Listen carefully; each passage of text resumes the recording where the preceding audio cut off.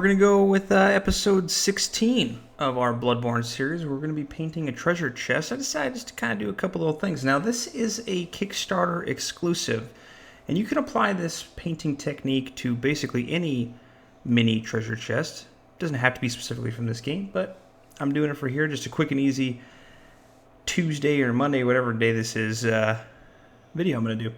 If this is your first time at the channel, hit that subscribe button. We're going to be doing a lot more, but just hit it. You don't got nothing to lose. Watch a video every once in a while. Without further ado, let's go.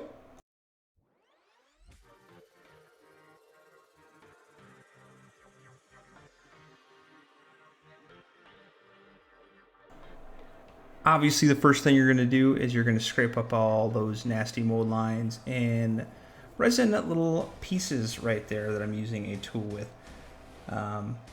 There wasn't that many, so it wasn't crazy that I had to go through all of them. Next thing you're going to do is you're going to take some sticky tack and you're going to put on a piece of cardboard or something pliable or sturdy.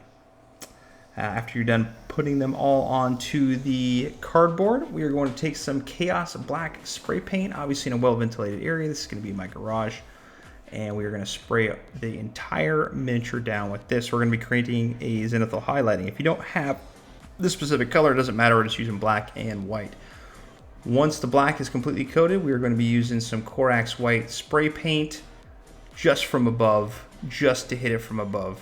That's all we're doing, just to create that zenithal highlighting. And we're going to let that dry.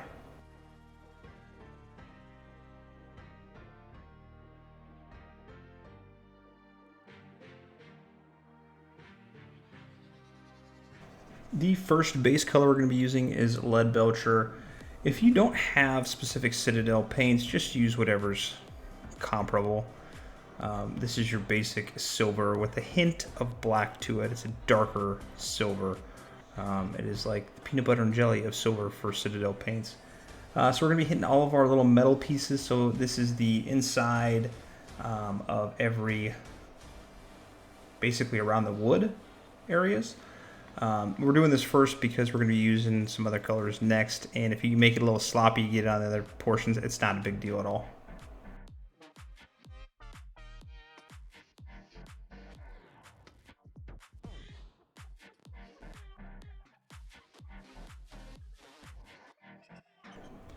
For the inside, the wood portions of our treasure chest, we're going to be using a little Rhinox Hide to get that in there. Be a little careful obviously when you're doing this, but if you make a mess, go ahead and just fix it with whatever color is the primary color you got it over.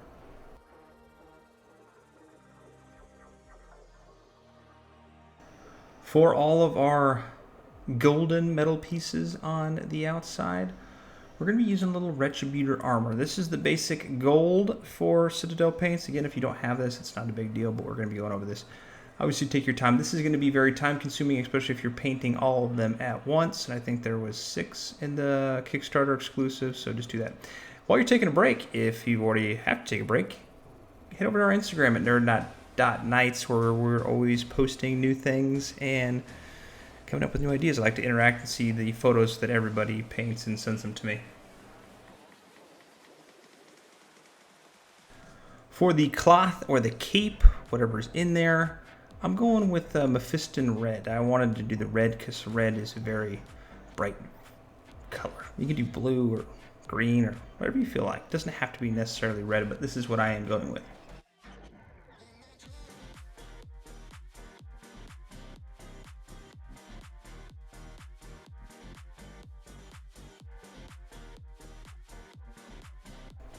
We were then going to wash it. We're going to do the whole damn thing in Agrax Earthshade. We're going to make this kind of an older looking rustic treasure chest.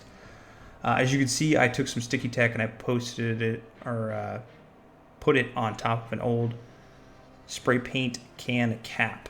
And to do this, because I can't obviously hold it with my fingers while doing a wash, it'll get all over the place. Thinking smarter, not harder. Obviously, after that is dry, we're going to be using some highlighting paint, and we're going to be using Iron Breaker on all of our silver bits. Again, be very careful. I'm using a size 1 brush from Rosemary & Co. It's got a very nice thin point on it. That's all we're using on that. Be careful. Take your time. Don't rush it. When you get in a rush, things get messed up.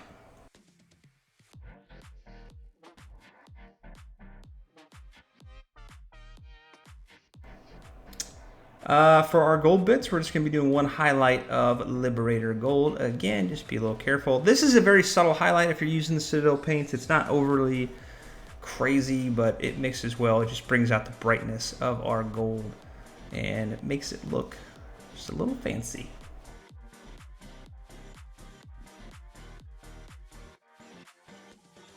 And we're going to do the red highlights. And if the camera's a little out of focus, I am sorry. I do apologize. At some points it is. We're going to do a little Mephiston Red. We're just doing the raised areas. So hit those and keep the recesses dark. We're then going to use Evil Sunz Scarlet on portion of what we just painted over with the Mephiston Red. And we're building up those highlights towards the top with our final color, which is going to be Wild Rider Red. And we're just doing the very top portion, getting that nice contrast paint there. Make a gradient of dark red to light red at the top. And that's basically all we're going to do on this. That's it. Very simple. Go around, check to make sure you got everything as I'm doing right here. And we have basically finished. And look how it turned out. Pretty darn good. Not too shabby. Very easy. Looks good on the tabletop. Just that little added effect of a painted treasure chest adds to the game so much more in my opinion, but whatever.